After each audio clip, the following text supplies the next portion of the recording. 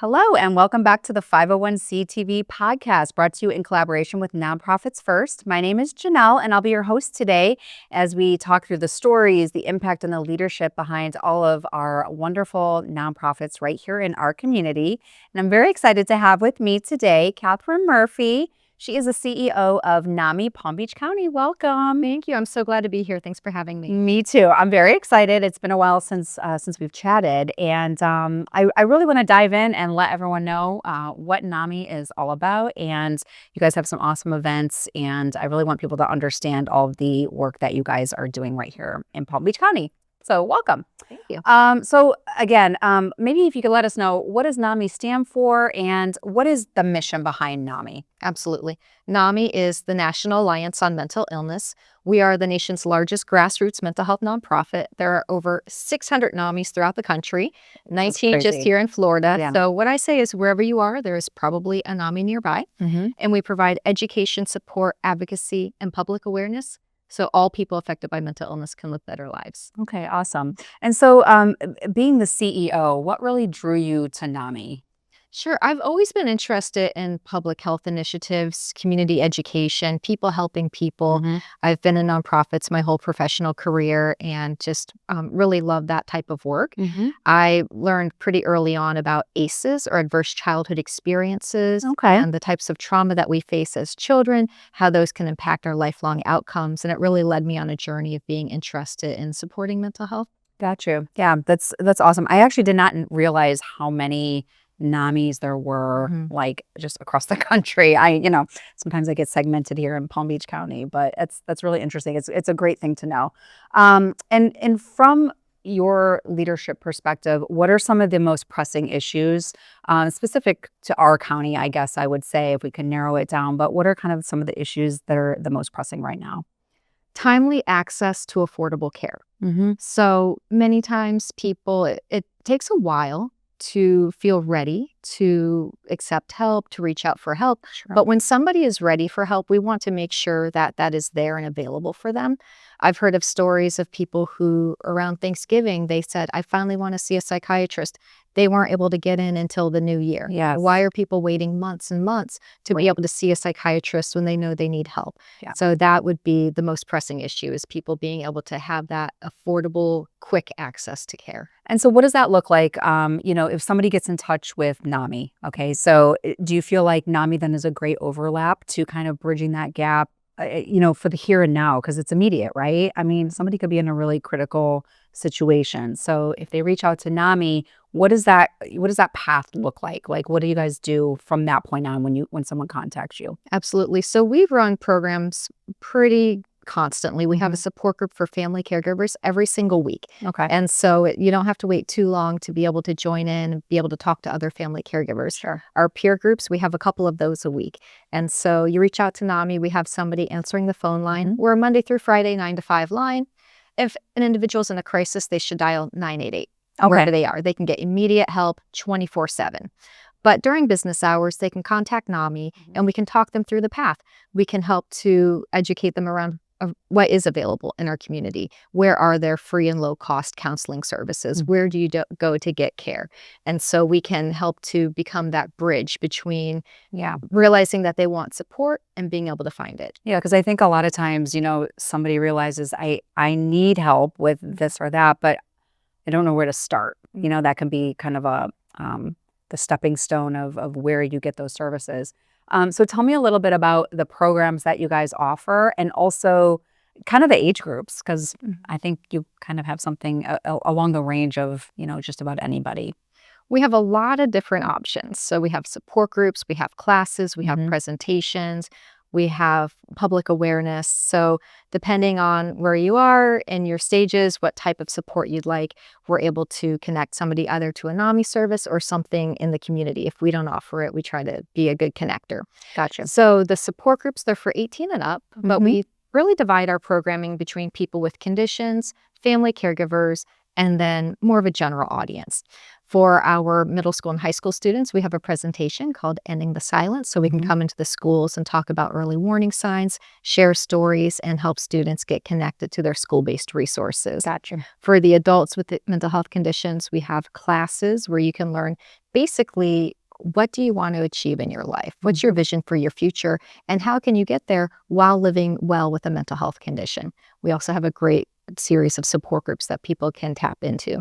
We have a peer council, and this provides recreational opportunities for people who are living with mental health conditions. Sometimes we find that you might, have different trajectory than people that you grew up with, or, as you evolve through your life, it's nice to be able to know that you have a friend group. And at NAMI, we build this really great natural support system. So we actually host at least one field trip a month to really improve that community integration. So we go places like the Kravis Center, the Norton Museum of Art, the Lake Worth Playhouse, go on the Delray Yacht Cruise, all sorts of fun events, so that people who are living with mental health conditions, they have a community that cares, and people who are always there for them.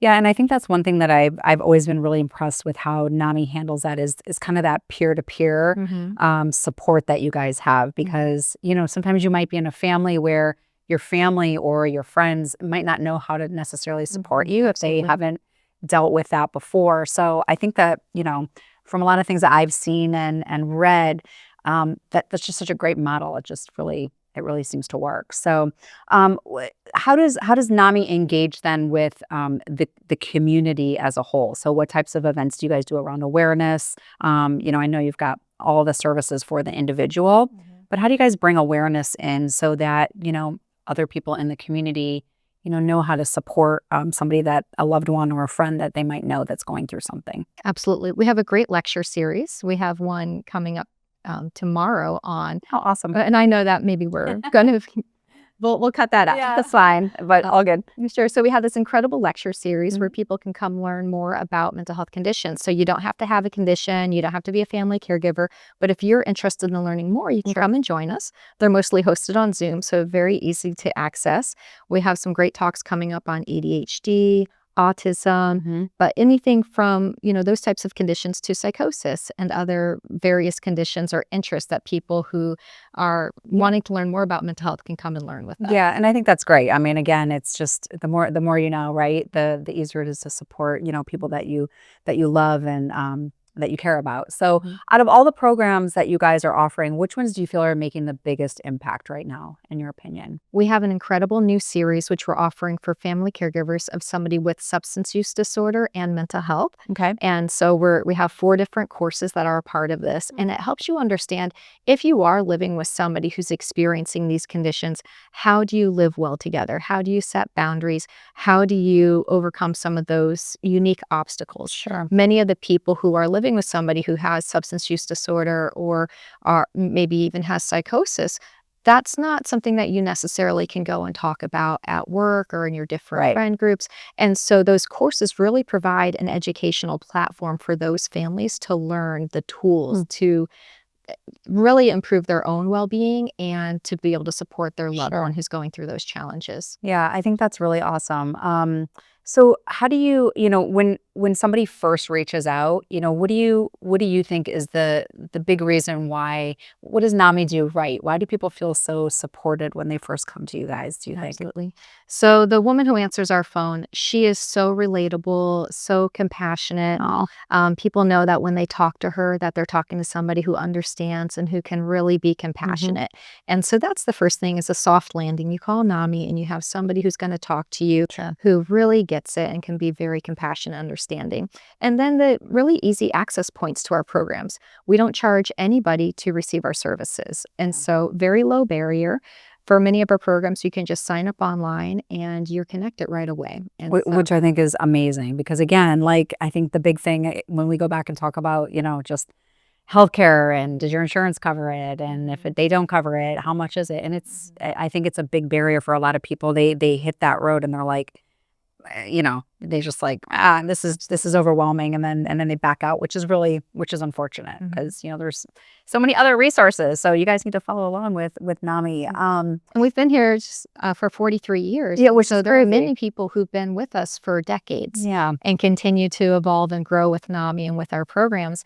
And so it's very sustainable. And I can come back to NAMI every week or twice a week or 3 times a week and get that support. And it's always changing, right? So what programs have you guys added, or do you have coming up in the future that you're proud of?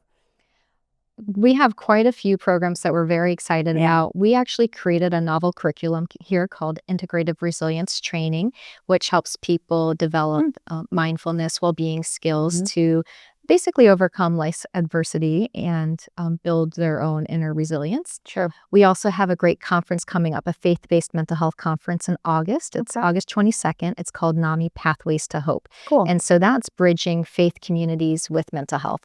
We know that many people, they want to receive support where they are, where they feel safe, where they feel connected. Sure. And so helping to strengthen those faith-based communities to be able to offer that support. That's really cool.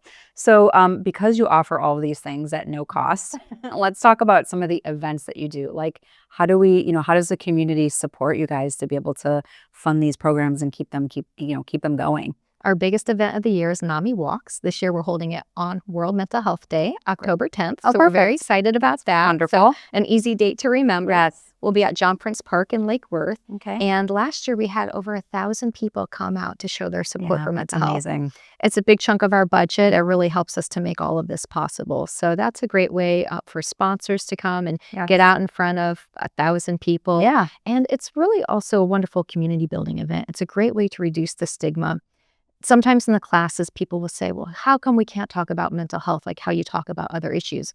NAMI Walks is a great way to come and spread awareness and to be able to show up for a cause that really matters, and also show the community, hey, this is something that's important to us. Yeah. So we're always seeking walkers, fundraisers, and especially volunteers. So if anybody would like to come out and volunteer. That's always, I get asked all the time, after doing the podcast, like, do they need volunteers? How can I help and show up? So that's wonderful. And where can everyone find information on you guys? What's the best place to find you? NAMIPBC.org. Okay, perfect. That's for NAMI Palm Beach County. And we will put all that up on the podcast for sure. So tell me more. I was reading a little bit online about the Get Your Green On. Yes. You are here in green today. So tell me a little bit about what this campaign is and what it stands for. Get Your Green On is in its 11th year. Oh my gosh. I know. It was founded by students at Atlantic High School. They came up with the slogan. I did not know that. I mean, I've seen the slogan around for so long, but I had no idea that that's where it came from. And we've wanted to maintain that student-led initiative, right? Huge. Green is the national color for mental health awareness. And so they wanted everybody to get their green on. They did some courtyard activities and really engaged their peers. And then, the next year they shared that with us and allowed us to amplify that. The founding students have stayed involved with the campaign, which is really wonderful. So cool, yeah. Yeah, some great student leaders there. And we basically encourage everybody in Palm Beach County to wear green the third Thursday of May every year. Okay. We ask everyone to post to social media. Noted. Tag GYGO PBC. That's and so cool. Really just, show up and show out and show through wearing green visibly that mental health is something that matters to you, that you're a supportive person.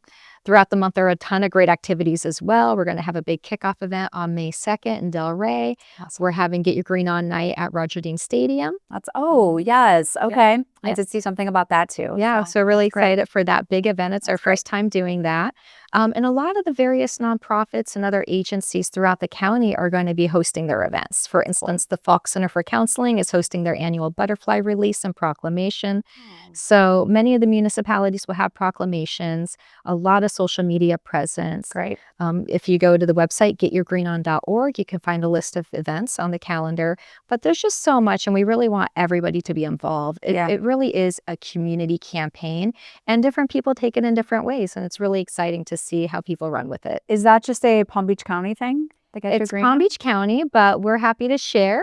We have seen some other NAMI affiliates throughout the state. I was going to say, I would be really shocked if that didn't catch on in a lot of other areas. We've even seen it spread outside of Florida, so it's been very exciting. That is exciting. I love You may have seen the Get Your Green on Palm Tram bus driving through town. if you haven't seen it yet, you might notice it now. Now I'll probably see it everywhere, but I don't think I've seen it yet. But that's really cool. I did not know that, but I was looking at that online, and I was like, what is this all about? So that's really cool. And then we talked a little bit about the Pathways to Hope conference, but tell me a little more about that, because I think that's a really neat event that you guys kind of do. Yeah, so I believe we're on our 5th or 6th year of Pathways to Hope. So it's been going really strong. And it's just an incredible way to bring the community together, to hear from the various churches what they're doing, how they are amplifying mental health, how they're creating mental health ministries, best practices, adding support. We've had some really incredible art tracts, a little something for everyone. Okay.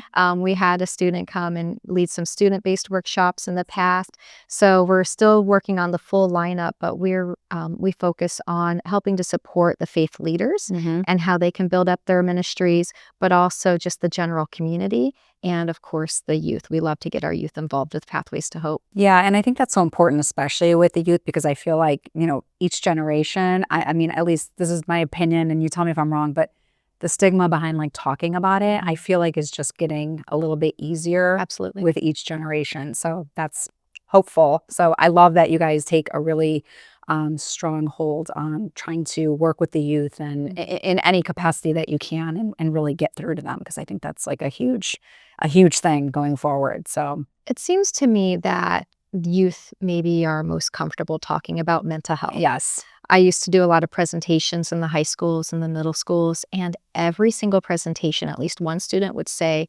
what if my parents don't understand mental health? What if they think it's just a phase, or they don't really relate to what I'm saying about this? And so it made me realize the students really are ready and eager to talk about mental health and to, support each other and to find ways to improve their mental health. And we just need to bring along the rest of the community. Yeah. Sometimes we don't give them enough credit for being like, wise beyond really where they're at. So I think that's really cool. And so, just around that a little bit, do you think we're making progress behind, reducing the stigma behind talking about some of these conditions that are out there? Absolutely. I mean, we see it, so many different sports teams and celebrities, spokespeople for mental health.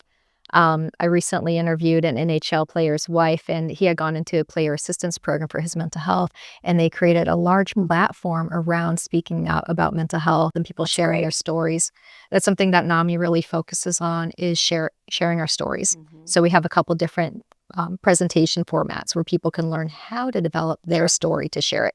And of course, we all have a story, but how do we tell it in a way that feels safe and healthy for us? It's reaffirming for us, and it's beneficial for our audience. Right. And so we work with individuals who've had mental health challenges to find out, how can I share this in a way that's really going to make an impact in the community. Yeah. So I love working with people on refining their story. I love when I see like, like a celebrity or somebody that a lot of people know come out and talk about something like that, because it really it brings attention to it. It makes people think, okay, well, it's okay for them to talk about it. It's okay for me to talk about. So I love seeing that. So along those lines, let's talk about some of the success stories that have come out of NAMI. I would love to hear like some of your favorite stories about people that you've encountered that have maybe come to you guys, and it's just been a good story down the road. Great. I like to hear these. I have one instance I really like. So there's a family, a mom and a daughter, and I mentioned our programs, we split them between the people with the conditions looking for their own support or family caregivers. Sure. So we have a complimentary class for the peer side. It's called NAMI Peer to Peer. On the family, it's called NAMI Family to Family. Got it. So we had a young woman. She came and she engaged in that course, and she loved it. And she was able to convince her mother to take the family course. Okay. So they were doing it around the same time. And in both of those courses, you learn things like communication, also understanding mental health, how mental health impacts the brain, really understanding some root causes of why people, exhibit certain symptoms with their conditions, and how to really communicate with your family and build a network of support. So they both learned about I statements versus you statements. And this was huge in this family because whereas before they were having some difficulty with their communication, now they had a shared language. Yeah. And they were able to speak to each other in a way where they could really relate and connect. And the daughter went on to become a volunteer with us and went on to become a teacher for that course. So great. Led our support groups. And so it was just really beautiful to see her grow and blossom in her NAMI journey, but also to bring her mom along and help her mom to learn how to talk to her and how to relate to her and really connect with her. Well, and that's the thing. Like I always talk with my friends. Sometimes it could just be a generational thing, like our parents didn't talk to us the way we talk to our kids. So sometimes you just have somebody come like bridge the gap and just kind of, outsider looking in. Here's some tools you can use. So I think that's really powerful. Absolutely. But that's great. I love that. So Catherine, what do you think there are, what are some misconceptions that might be out there surrounding mental health that we still need to challenge? There can be a lot of limiting beliefs around what it means to live with a mental health condition or, stigma against people who have mental health conditions. And then also around violence. A lot of times when we see violence in the media, an initial reaction was mental health involved? Sure. And I think that we need to look at all of the factors that are involved with violence. Many people who have mental health conditions, they're actually often victims of crime. Right. And it's important for us to recognize that access to affordable, adequate, immediate healthcare is very important for people. Sure. But also to recognize that most people with mental health conditions live wonderful lives and that there are so many things that they can accomplish and overcome despite the challenges that they face. Gosh, makes total sense. So how can individuals go beyond awareness and actively support mental health in their daily lives? So one way that we reduce stigma is the way that we speak. And so being mindful to not throw around words that are related to mental health just in everyday context. So I wouldn't tidy up my desk and say, oh, I'm so OCD. Being mindful and careful about the way that we throw around these terms because many people are deeply impacted by their conditions and the way that we speak about it can show whether or not we're a supportive person. Right. Makes total sense. And we can really show up for each other. I love this bracelet I wear. It says, you are not alone. And, that I'm sure we'll come back to that. It's our slogan. I say it time and again. And it's really important for people to know that they're not the only one on their journey. I love it if I wear a NAMI t-shirt out in the community. People ask me about that. Yeah. I was at H&M one day and the young man working there said, what does your shirt mean? And I told him about NAMI and he said, I think my friend needs your help. Oh my gosh. And so sometimes, wearing a t-shirt is such a simple thing, but it can show people, hey, I know about this topic and it invites a conversation. And I also feel like there's so many people that know somebody, a loved one, a family member, a friend, somebody that needs help, Absolutely. And so it's great that somebody, feels like just having a simple conversation can just open a door and, and bring them some services that maybe they didn't even know were available. 100%. And that's the other thing is knowing about resources, even if it's just remembering 988. Totally. Yes. Dial 988. And then we get a lot of referrals from 988 to NAMI. But knowing about NAMI and being able to connect people to us. Yeah, I think that's wonderful. So for anyone that might be struggling in silence right now, what's the message that you want them to hear? I'd come back to our slogan, you are not alone. We have another slogan, Hope Starts With Us. That's our national podcast. That's an incredible place to go and listen and learn about more mental health content. But there are so many people who have their own mental health struggles. 1 in 5 people will experience a mental health condition every year.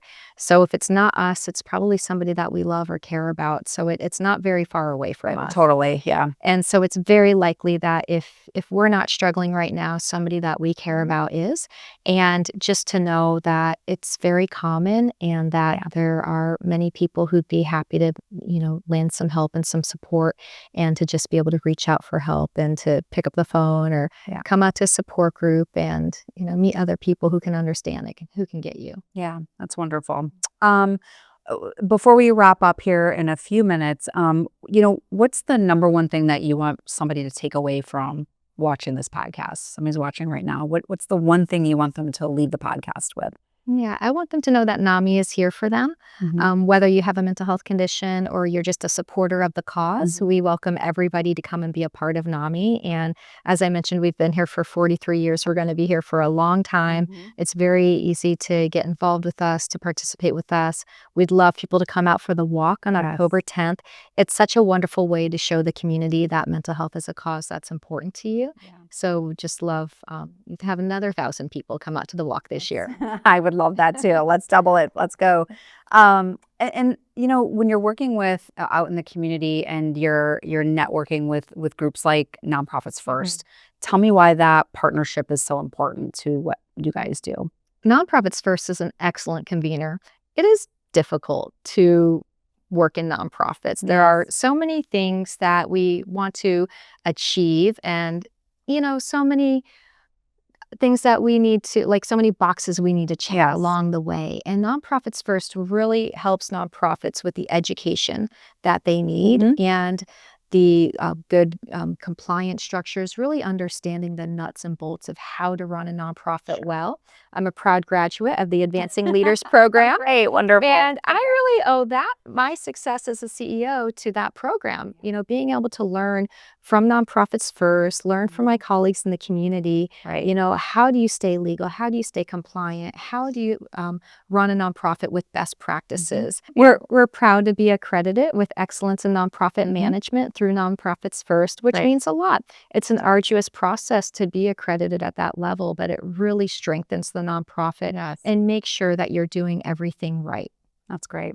Well, I really appreciate you being here today with us. I love everything that NAMI does, and I hope everyone follows along. And so many wonderful events, great events. What was the Go Green Day?